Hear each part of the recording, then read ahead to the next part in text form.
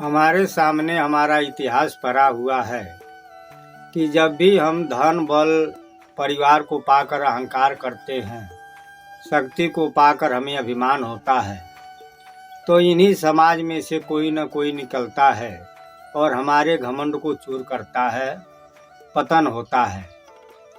लेकिन दुर्भाग्य है कि अहंकार अभिमान ऐसी बीमारी है, जैसे एक पागल कुत्ता किसी व्यक्ति को काट ले तो वो व्यक्ति पगला जाएगा, अगर वो व्यक्ति किसी को काट ले तो वो भी पगला जाएगा। इसी तरह यह अहंकार अभिमान की बीमारी है कि जिसको हमने अहंकार अभिमान जिसका तूरा, उसकी बीमारी हमारे अंदर प्रवेश कर गई। ऐसा इतिहासों में देखा जाता है। हम देखें कि जब शस्त्र बाहुओं का अहंकार अभिमान चरम सीमा पर था, उन्होंने जो अत्याचार समाज में फैलाए, तो इस बात को विरोध करने के लिए परशुराम जी आवाज उठाए। परशुराम ब्राह्मण कुल के थे और शस्त्र बाहु जो था वो क्षत्रिय था। परशुराम जब तीर धनुष सीखने लगे तो परशुराम के पिताजी रोके कि बेटा ये ब्राह्मणों का धर्म नहीं है, ये काम क्षत्रियों का हथियार चलाना, तीर धनुष चलाना और शस्त्र चलाना। हम लोग जो है, हम लोग को शास्त्र पढ़ना चाहिए, हम लोग को पढ़ना और पढ़ाना चाहिए। वहाँ पर परशुराम एक बात कहे कि भी जब कोई भी अपनी मर्यादा छोड़ दे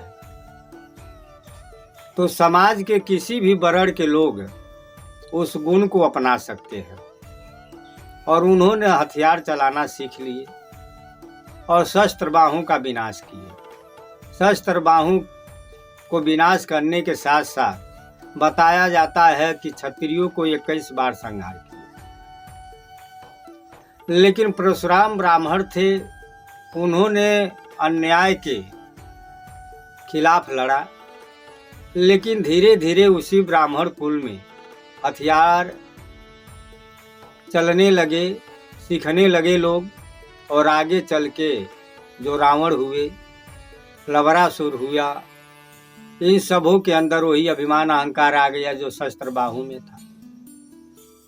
अब इन ब्राह्मणों को अभिमान अहंकार को भगवान राम ने तोड़ा।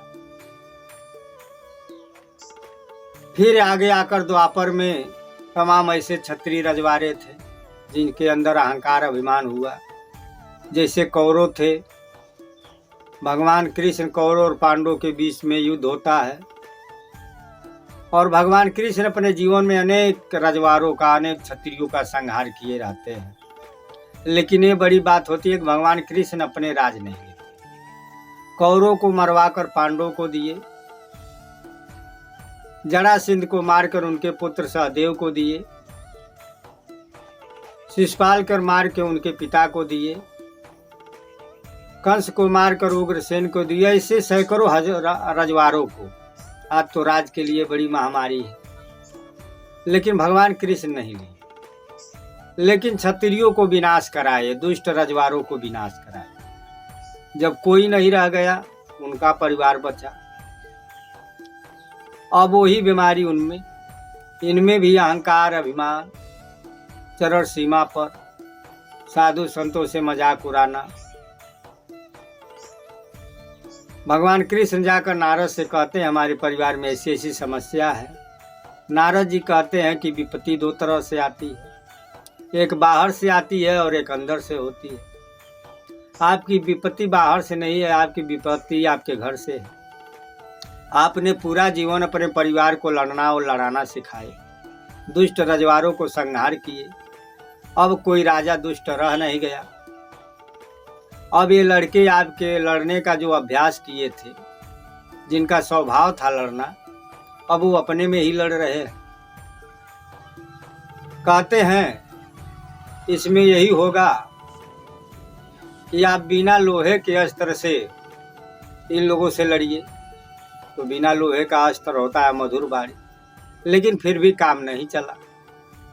बताया जाता है कि किसी साधु के सामने लोग जाकर मजाक किए, पेट में कुछ रख कर बांध कर, और वो साधु ने शराप दिया और उस साधु के शराप से विनाश हुआ। विनाश था वास्तव में अपने कर्म कर्तव्य से चाल से होता है। सब यदुवंशी भी आपस में लड़कर मर गए। तो ऐसा होता है कि जो अहंकार तोड़ता है दूसरे के, वही धीरे धीरे अहंकार उनमें प्रवेश कर जाता है। संभाल नहीं पाते हैं लोग। ऐसे ही होता है। ऐसे ही हुआ जो लिखा पढ़ी के काम पहले तमाम विद्वान थे, पंडित थे, ज्ञानी थे, उन्होंने धर्म ग्रंथों का रचना किया। वेद में चारों वर्ण के रचना लोग करते हैं, लेकिन कुछ जातिवादी जो जाति जन्मजात से ब्राह्मण बनना चाहते थे, उन्होंने कुछ लिखनी किया और तमाम ग्रंथों में दूसरे वर्ग को नीच दिखाकर, हीन दिखाकर उन्होंने लिखनी किया। अब इसका जिम्मेवार पूरे ब्राह्मण समाज तो है नहीं। मैं पहले भी बता चुका हूँ कि वेद में अनेक ऋषि हैं, वाल्मीकि रामायण में अनेक ऋषि हैं, महाभारत में अनेक ऋषि हैं, और 9 भी हो तो लिखने पढ़ने का काम ज्यादातर ब्राह्मणों के हाथ में था। लेकिन ये भी गलत नहीं है कि शूद्र भी लिखनी किए हैं, और लिखनी किए तो ब्राह्मण वो भी हुए जो विद्वान थे। अब धर्म ग्रंथों में कुछ जो ब्राह्मण जो थे, जिनके मन में यह था कि हम जन्मजात से ब्राह्मण कहलाए, उन्होंने ग्रंथों में कुछ गड़बड़ी किए। सदगुरु कबीर साहब बीजक में कहते हैं कि ब्राह्मण ही सब कीना चोरी, ब्राह्मण ही इनके लागल खोरी। चोरी क्या किए? जैसे वाल्मीकि रामायण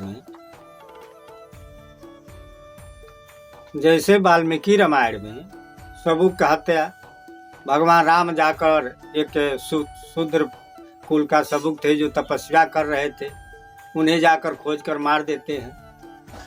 भगवान राम की सभा लगा रहता है, कोई पंडित अपने पुत्र को लेकर आता है और कहता है कि हमारा कल्याण कीजिए, हमारा पुत्र मारा गया। लोगों ने, भगवान राम ने पूछे विद्वानों से, क्यों मर गया इनका पुत्र? तो लोगों ने बताया, नारद जी ने ये राय दिया कि इसलिए मर गया कि कोई शूद्र तपस्या कर रहा है। भगवान राम तलवार उठाते हैं और पहुंचते हैं, शूद्र की हत्या कर देते हैं।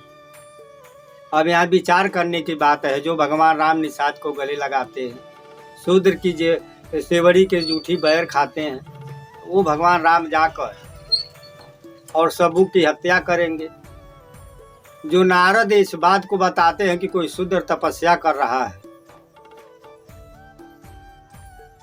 जिसके कारण ब्राह्मण का लड़का मर गया, वो नारद स्वयं शूद्र के लड़के हैं। अब विचार कीजिए, तो उटपटांग बात है। आज तमाम तपस्या किए लोग शूद्र पुत्र होकर, लेकिन कोई ब्राह्मण का लड़का मरता है। तो ये कोई एक ब्राह्मण ने, जिसके जहन में ये था जन्म से ब्राह्मण होने का, उसने लिखा और घुरेस दिया। इसी तरह भागवत में लिख दिए, जो बलराम जाकर सूतपुत की हत्या करते हैं। लेकिन अब इस बात को हम नहीं समझ पाए कि कोई एक ब्राह्मण ने लिखा है और सारे ब्राह्मणों को हम इस बात की जिम्मेवार समझ लेते हैं। सारे ब्राह्मणों को हम समझ लेते हैं और यह बात नहीं जान पाते कि किसी एक ब्राह्मण ने ऐसा षड्यंत्र रचा। अब हम राम से भी द्वेष और बाकी ग्रंथों से भी द्वेष। वाल्मीकि रामायण में अनेक ऋषि हैं जो लिखे हैं, लेकिन गड़बड़ी कोई एक ने किया है। तो इस बात को भी जाने, इस बात को समझे। तो जब कुछ ब्राह्मणों के हाथ में लिखा पढ़ी थी तो उन्होंने गड़बड़ किया इस भारत देश को। अब कुछ शूद्रों के हाथ में लिखा पढ़ा गया है, लिखने का और पढ़ने का अवसर मिला, तो ये भी आप वही काम करते हैं जो ब्राह्मणों ने किया। अब इन्होंने एक एक कहानी कि कबीर साहब के हाथ गोर ब्राह्मणों ने काटा, प्रहलाद जो थे उन्हें शराब पीकर लोग पिलाकर भटकाए थे, होलिका जो थी हमारी बहन थी, हमारी फुआ थी, अब क्या क्या खरंतर रचते हैं, क्या क्या लिखने लगते हैं कि कहीं हो सकता है आने वाला समय में इस बात का भी मजाक उड़ाया जाए, जैसे आज ब्राह्मणों को कुछ बातों को लेकर मजाक उड़ाया जाता है। लेकिन इन चारों वर्ण से बीच में थे निषाद। निषाद की चर्चा वेद में भी, उपनिषद में भी, रामायण में भी, भागवत में भी, महाभारत में भी कोई ऐसा ग्रंथ नहीं है निषाद का जिसमें न हो। और निषाद को बताया जाता है कि जांग से पैदा थे, जांग से तो कोई पैदा होगा नहीं, लेकिन ये अपने बाहुबल की भरोसा कि ये मेहनत से जिए, मेहनत से कमाए। राजे महाराजे भी थे। अब भले ये लोग इधर आकर कुछ पीछे हो गए राजनीति से, लेकिन अब आगे बढ़ रहे हैं, लेकिन ये टकराव में नहीं पड़े। तो इसलिए हम लोगों का ये कर्तव्य है कि अगर हमें कोई अधिकार मिला तो इसका दुरुपयोग ना करें। हम देश को हित में रखते हुए और असलियत बात को समझे। किसी चीज का अगर हमें अवसर मिला, समय मिला, तो उसका हम सही प्रयोग करें। अहंकार अभिमान करेंगे, नफरत फैलाएंगे, तो वास्तव में समाज का नुकसान होगा और पतन भी होगा। हम पतन इतने लोगों को देख भी लिए, ब्राह्मण, क्षत्रिय, यदुवंश, नागवंश, तमाम वंशों का विनाश हो गया। तो इसलिए हमको उचित काम करना चाहिए।